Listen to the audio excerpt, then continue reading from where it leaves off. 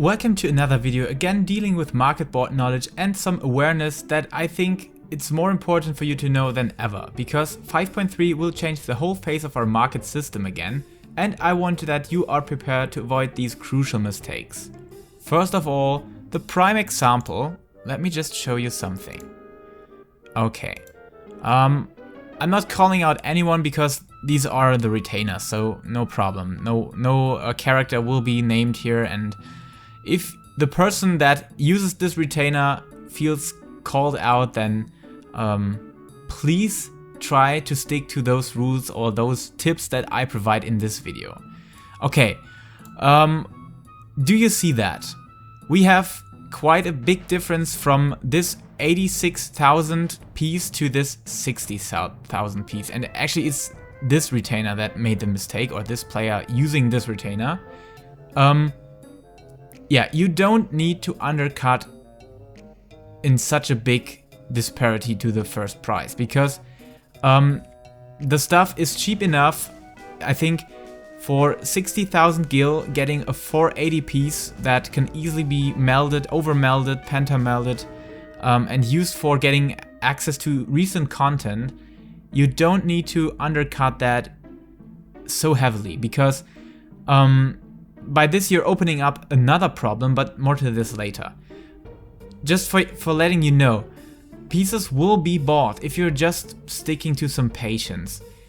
If the demand is there, people will buy it, no matter the cost. If the demand is there, people would buy this for 1 million. But it's just, in that moment, you're just undercutting the person here. You're fighting against the natural demand and against the natural patience that people should have. Let's check the history. Some more made the mistake, but as you can see, everything was sold for 84k just some hours before that price change. So it doesn't make any difference here. It still got sold in that price range, and it never had to be on that price level here. I don't think that anyone made the mistake that is already selling here, but they're still selling it for too cheap. So yeah, please take that into consideration. You don't need to undercut in such a low value. If you're going for undercutting stuff, then please just do it in a just regular way by not going way below it. So for example, we want to sell this Brightline Doubled West of Crafting. This is all the normal quality stuff. I think people have stick to my guidelines in the last video. And so we're heading for this 47,390 gil. What I like to do to make myself a bit more comfortable when I'm having these, not so round numbers, then I'm going for the next 100 step below that. So I'm going, for example, to this one. It's still not way below it, as you can see. It's just missing about 100 gil. But still undercutted this. So you're standing at the price position where you should be. You're the first price position that is addressed here. We can check this up. I think the idea is clear. If you're having these weird numbers and don't want to be exact about everything, it really depends on how much you sell. If that is really a vast selection of pieces, then you should definitely go to a scheme, a schedule that you make for yourself, a system that you create. Just for an instance, just go 100 below that and make that 99 gil right next to it. So for example, we got this one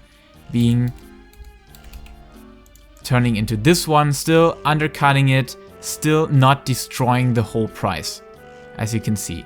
And you still can stick to the natural behavior of your numbers and to the values that you came up with, and you're still having this undercut. So I don't know if you can see this. Actually, no, I don't think so. And this applies to everything here. For example, if you can remember the number, the exact number, then go for the simple undercut here. So this would be, oh yeah, we're just going in this direction. So this would be the perfect undercut. Just one gil and you're totally fine. You're still at the top position of this selling meter. People will buy it out.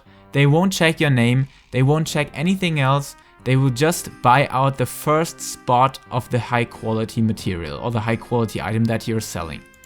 And the same applies to the high level pieces. Here I could tell, okay, it's a bit higher than the leggings, the trousers of Fending, because which makes this a bit more profitable, is that you don't need that much ingredients or materials to get this crafted. So this is actually a price I would sell it. I would still sell it, but yeah, it's not a good value. Everything, when talking about these Ishgardian pieces, everything above 100k is worth crafting, worth selling. But this is okay because the Ishgardian hat doesn't require that much materials like the leggings or the trousers of Fending does, for example. Okay, that means back to what I was talking about, this topic. When you go there and check out this bottoms of Fending, then you definitely need to be aware of what materials are you spending here. Even if you're getting them for damn cheap or way below the actual cost of these, it doesn't make a big difference. Just make sure that you're selling this at a good value. For example, we're checking out what each of these materials cost. We go for dusk, cord, should be enough, yeah. Okay, this already is 20k. You could just sell these cloths just by 20k and people would buy this out. They would buy this out in the same way they would buy the trousers. Look at this. It's just sold in 1 day, 2 days, and people will buy it out, definitely. And the same thing applies to the Megalania leather. It's a bit more cheap, but we're still on price with this. We're still now heading to the 30k mark. Okay, the Dwarven Cotton, I know this, it isn't that pricey, maybe around 1000. But the Grade 3 Vitality Alcahest again, this is another thing, and I think this is actually a very cheap price. Let's go for the 8k, which is the solid price. Yeah, as you can see, we're having quite a cheap value right now.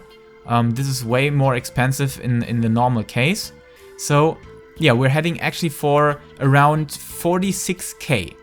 And now let's check the last one, H-Wood Ether Sand.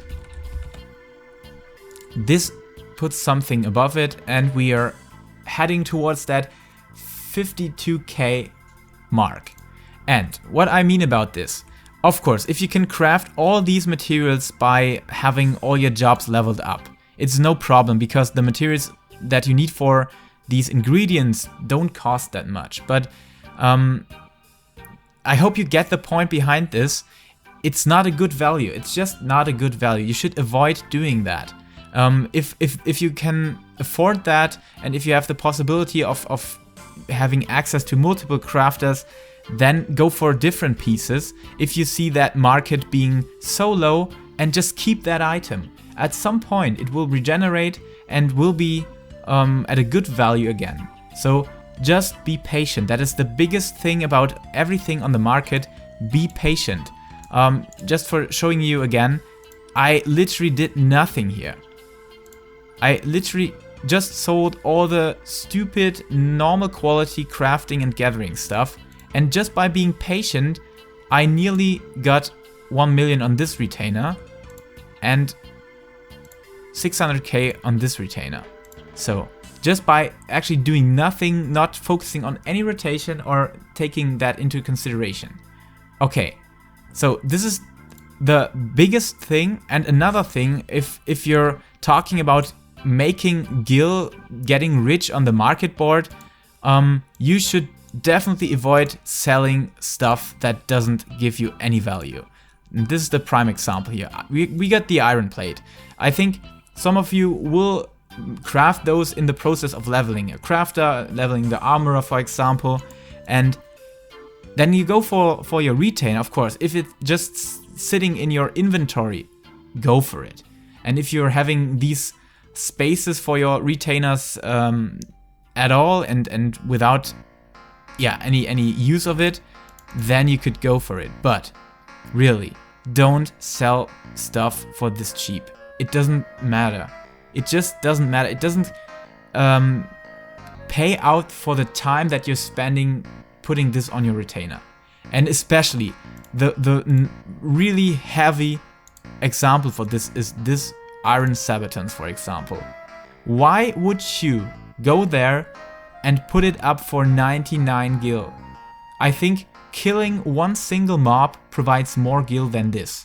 I'm not sure about this, but actually so many fighting content parts, sections that you could do instead in the same time would provide more than this. So if you're having something like this, I know we want to provide a healthy market for newcomers as well, but this is something that doesn't make sense because they can buy this from an NPC. They can buy this from an NPC, and you can see this by the indicator sells for 21 gil.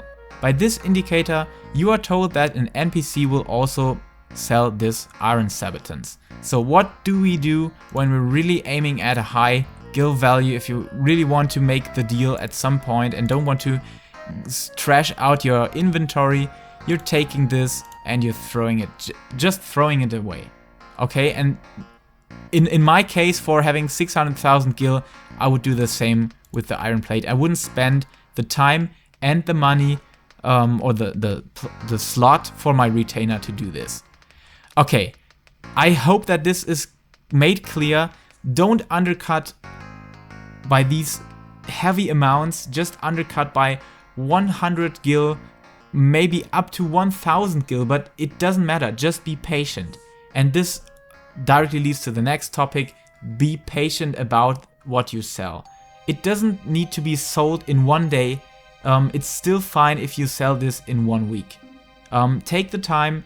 You're not going to get rich in one day. You're going to get rich on the long run. And if you plan the long run, if you plan your time correctly, you can make a good million, or maybe 100 million, or actually 1 billion in just some time. It just takes time. Be patient about it. Don't sell cheaper materials than they actually cost for crafting the item. That's stupid as well. Yeah, wait for good value to come up again and then sell the pieces. Just stockpile them until that moment. And I think 5.3 will be the best opportunity to get some pieces into the market system that don't cost anything right now, but at that point they will get their value recovered. Okay, thank you guys for watching. I hope that this clears up something and gives you some sort of basic awareness on how the market works and which aspects you need to take care of. And yeah, hopefully you can make some gil in 5.3 or in preparation of 5.3. And therefore, thank you guys for your support. Thank you for watching. Stay healthy and keep loving Final Fantasy.